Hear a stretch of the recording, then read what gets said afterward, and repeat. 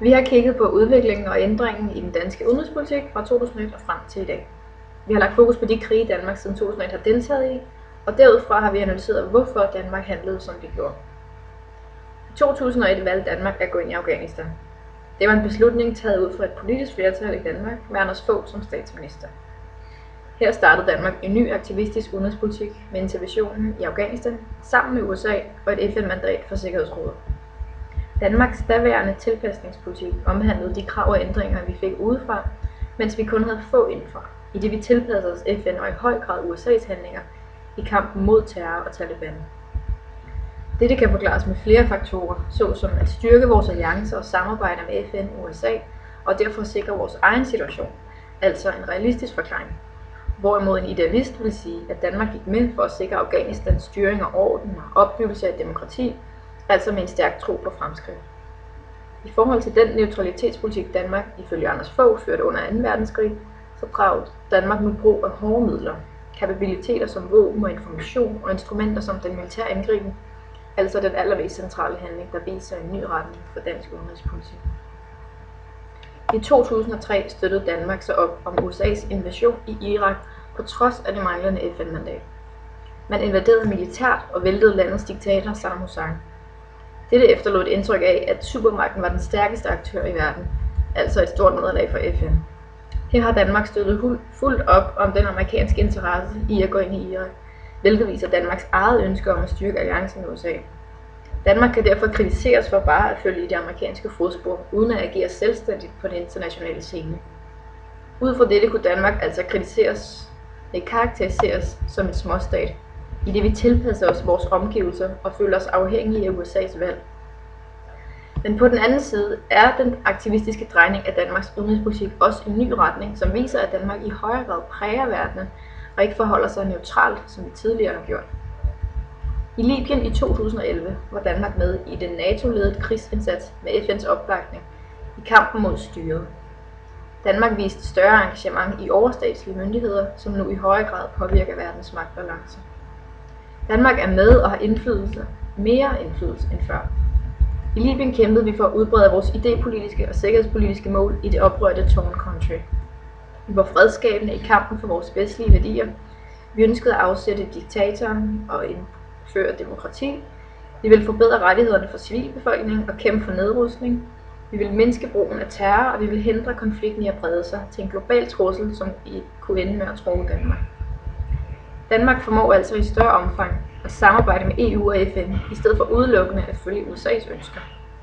Spørgsmålet er altså, om Danmark er i stand til fuldstændig at føle sig uafhængig af USA, hvis de er på vej væk fra sin markante internationale rolle som hegemon, og i stedet vender sig indad for at stabilisere sig oven på finanskrisen.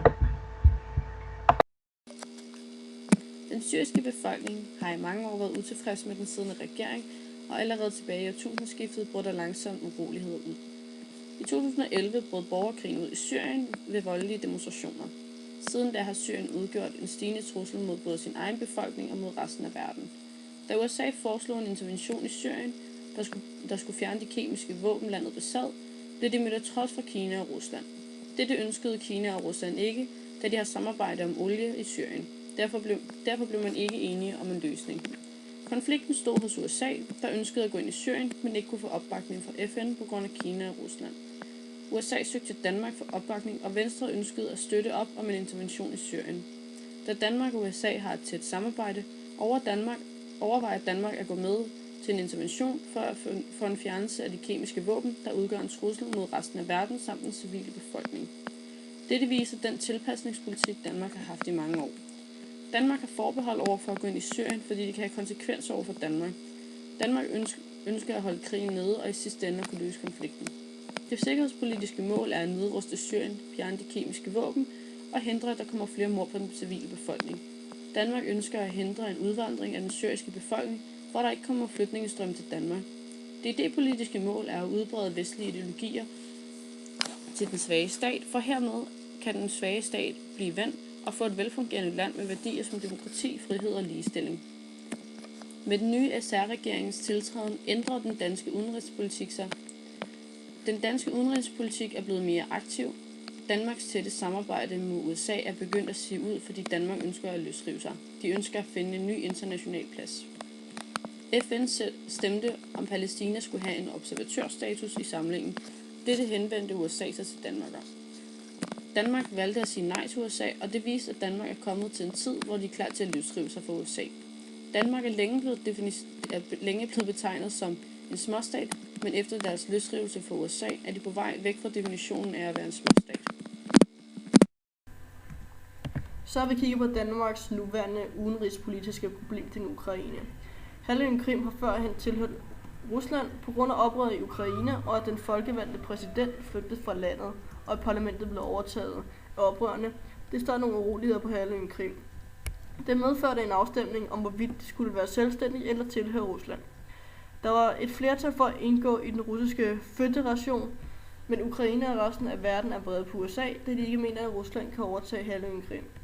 Ud fra diverse synspunkter har jeg den holdning, at den absolut største problemstilling, Danmark står overfor, er hvorvidt de vil støtte USA i en eventuel sanktioner i overensstemmelsen mellem Rusland og Ukraine.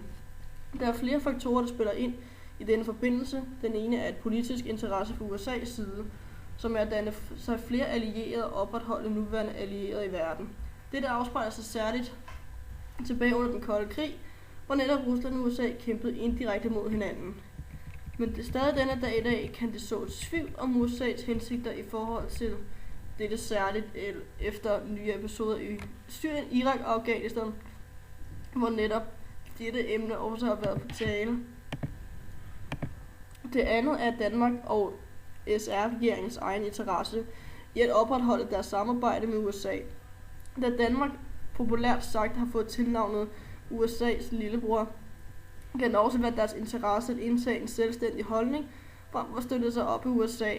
Dette kan dog have omkostninger i forhold til samarbejde mellem Danmark og USA. Den tredje faktor, der spiller ind i SR-regeringens vurdering af situationen, vil være et objektivt synspunkt på uoverensstemmelsen, da det nævnes i medierne, at Rusland kan have fremtvunget en afstemning om, hvorvidt at de kan overtage Krim. Men er dette ikke en decideret sand fortælling, da man har kunnet konstatere, at flertallet af beboerne på Krim gerne vil være en del af Rusland før denne episode. Dog er der tvivl om, hvorvidt opbakningen om denne beslutning var så overensstemmig, men dog ville resultatet have været det samme på længere sigt. Det er korrekt, at flertallet i storbyerne ønsker at være en del af den vestlige verden, og derfor også støtter op om Ukraine. Men langt de fleste i de mindre byer ser en større fordel af at være en del af Rusland. Idepolitisk og sikkerhedspolitiske formål er at gå ind i konflikten. Ja. En grund til, at Danmark skulle gå ind i konflikten, kunne altså være en idepolitisk mål, som at udbrede demokrati, og et sikkerhedspolitisk mål er at sikre nedrustning og hindre, at konflikten spreder sig til resten af verden, så det blandt andet kommer til at gå ud over Danmark.